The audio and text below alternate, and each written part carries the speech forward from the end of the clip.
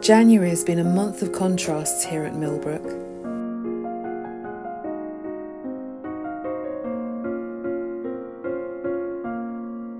From snow to blue skies,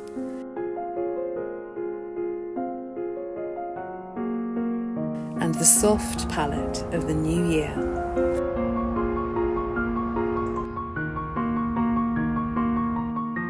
If you're following our Grow With Us project this year, it's helpful to keep a garden journal so you can record your gardening journey.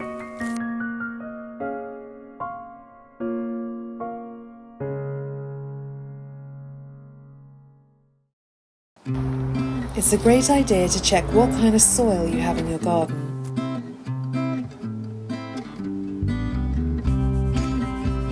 You can find a guide on how to do a simple soil test in the links below.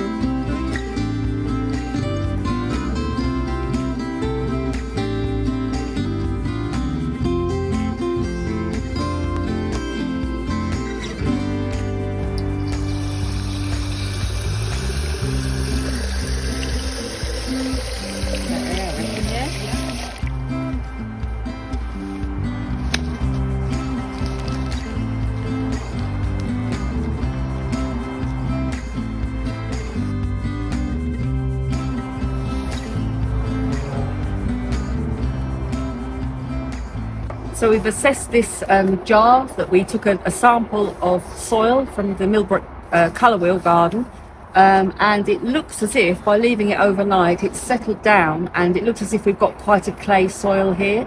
When you look close up you can see that there's quite a lot of clay on the bottom layer, then you've got quite a thin layer of loam, which is good, and then you've got a very fine layer of like sand and silt at the top there. So we are mainly a clay-based garden here at Millbrook. People think that a clay garden is a problem, but I've got a clay garden and I find it really useful.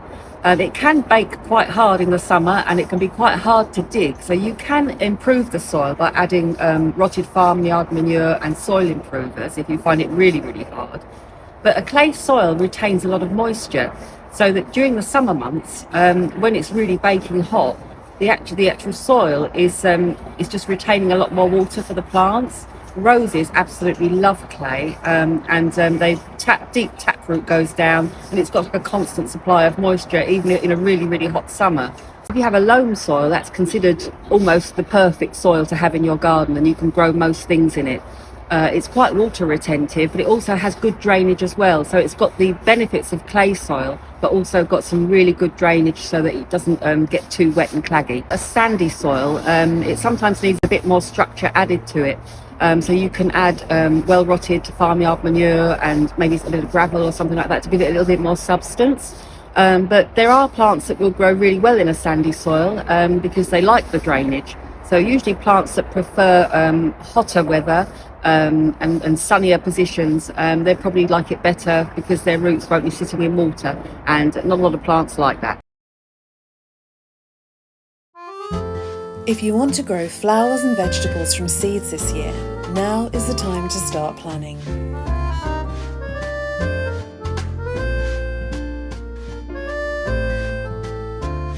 Sharon's using a seed tray made from recycled plastic, and she's also using specialist seed sowing compost.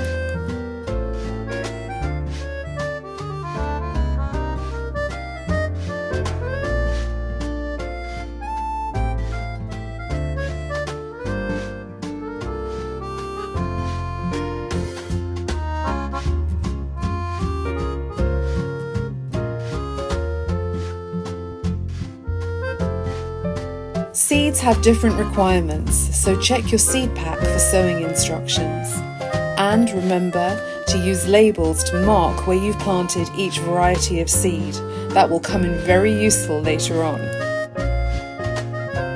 These seeds are going to be kept on a warm and bright windowsill.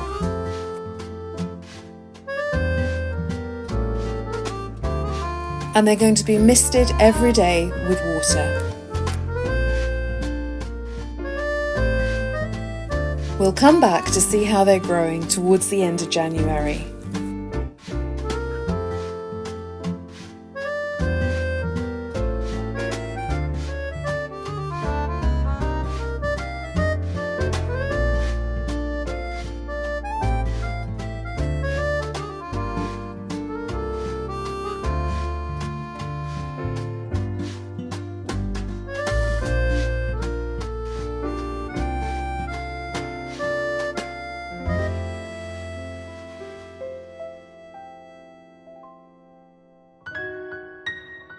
As we move further into January, colour is making a comeback, and at Millbrook we're having a really good tidy up.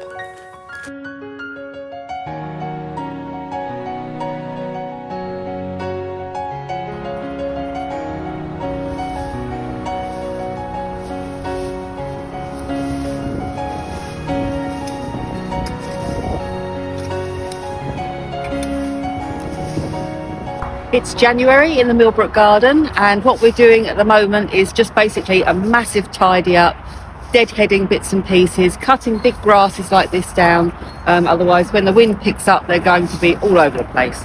We'll cut it all down, do some raking, do a little bit of trimming, pruning is a good time to prune as well. So just a general tidy, and then that's you all set for the next time you're out in the garden. This is also a great time of year to feed and mulch your roses, but there's going to be more on that next month.